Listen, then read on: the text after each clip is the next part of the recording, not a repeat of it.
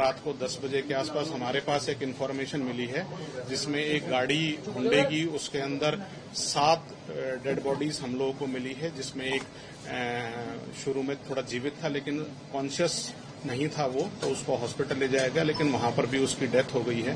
Preliminary inquiry में हम लोगों ने उनकी फॉरेंसिक साइंस टीम से इन्वेस्टिगेशन करवाई है, उससे हम लोगों को वहां पर 2 सुसाइड नोट मिले हैं हम लोगों को, एक डैशबोर्ड में मिला है और एक उनके बैग्स में मिला है। जब बैग्स के अंदर जो रजिस्टर्स थे, कॉपीज थी, उनको चेक वेरीफाई किया गया तो वहां मिला है। अभी प्रिलिमिनरी जो इन्वेस्टिगेशंस अभी तक हुई हैं, ये एक सुसाइड का केस लग रहा है हमें। बाकी इंक्वायरीज और ज्यादा चल रही हैं, इसमें इन्वेस्टिगेशन बहुत हाई लेवल की करने की बातचीत है इसके अंदर। और हम लोग इसके अंदर 5 हम लोगों ने टीम्स बना दी हैं।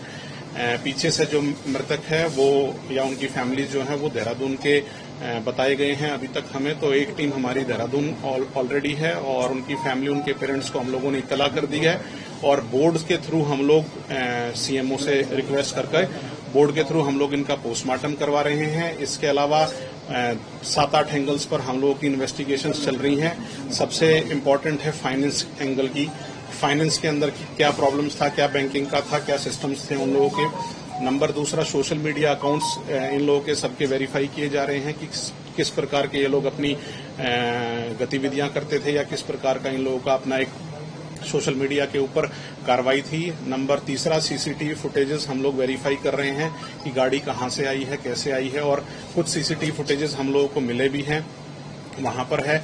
इसके अलावा जो इनके पुराने कैसा व्यक्तित्व था, कैसे कहाँ रहते थे और क्या ऐसी टर्म्स एंड कंडीशंस हुई फैमिली में कि पूरी की पूरी फैमिली ने जो है वो सुसाइड किया है। कुछ गाड़ी के अंदर से हमारी फॉरेंसिक साइंस टीम को कुछ उल्टियां मिली हैं और कुछ ऐसा वो खाने का आइटम भी मिला है वहां पर, उसकी हम लोग अलग से जांच करवा रहे हैं। और आखिरी है हैंडराइटिंग का, जो हैंडराइटिंग में हम लोगों को सुसाइड नोट पर मिली है उसको हम लोग अपनी फॉरेंसिक टीम से वेरीफाई करवा रहे हैं कि ये किसने लिखा है।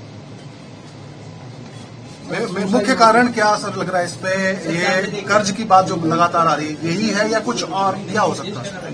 देखिए, अभी प्राइमा फेसी हम लोगों को जो सुसाइड नोट मिला है उसके ऊपर इसकी आर्थिक जो प्रणाली है वो ठीक नहीं है। जहां इसमें अपना एक कर्ज बताया हुआ है, सिर्फ अभी तक प्राइमा फेसी वही है, लेकिन पुलिस क्योंकि सभी एंगलों पर इन्वेस्टिगेट कर रही है इस मैटर में, तो प्राइमा फेसी उसको लेते हुए हम लोग अपनी अपनी अलग अलग 360 डिग्री इन्वेस्टिगेशन स्टार्ट कर दिया। सर, ये कर्ज बैंक का है या प्राइवेट फाइनेंस का?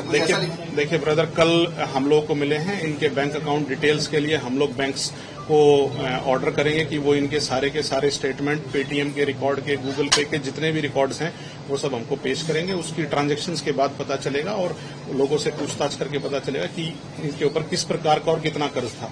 सुसाइड नोट में किसी व्यक्ति विशेष द्वारा परेशान करने का आरोप लगा है? नहीं, अभी वो इन्वेस्टिगेशन का मैटर है, वो अभी रिवील नहीं किया जाएगा। सर, बाकी एंगल आप नकार रहे हैं, सुसाइड ही अभी लग रहा है सर? नहीं, मैं बिल्कुल नहीं नकार रहा। मैं हर एंगल से इसकी इन्वेस्टिगेशन हम लोग शुरू कर चुके हैं। कल रात से ही टीमें हमारी सभी पे ही काम कर रही है। मैंने आपको बताया प्राइमा फेसी ये एक इकोनॉमिक ऑफेंस टाइप का, यानी कि इकोनॉमिक्स को लेकर सुसाइड अभी तक सामने आया है।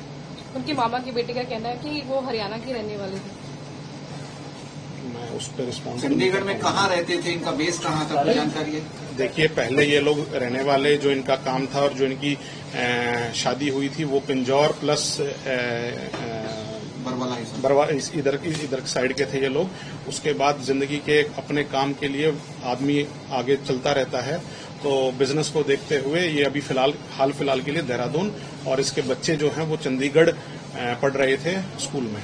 एक बात सामने सर ये आई है कि ये कल बाबा बागेश्वर की जो कथा चल रही है, यहाँ गए थे क्या? कुछ ऐसी जानकारी नहीं, ये ऐसा नहीं है, क्योंकि कुछ सीसीटीवी फुटेज मेरे पास आई हैं, 6:45 बजे की हैं, और सेक्टर 27 के अंदर उसकी सीसीटीवी फुटेज के अंदर गाड़ी खड़ी हुई दिखाई दी है और कम्प्लीटली रात तक खड़ी हुई, जब तक हमारी ईआरवी नहीं पहुंची।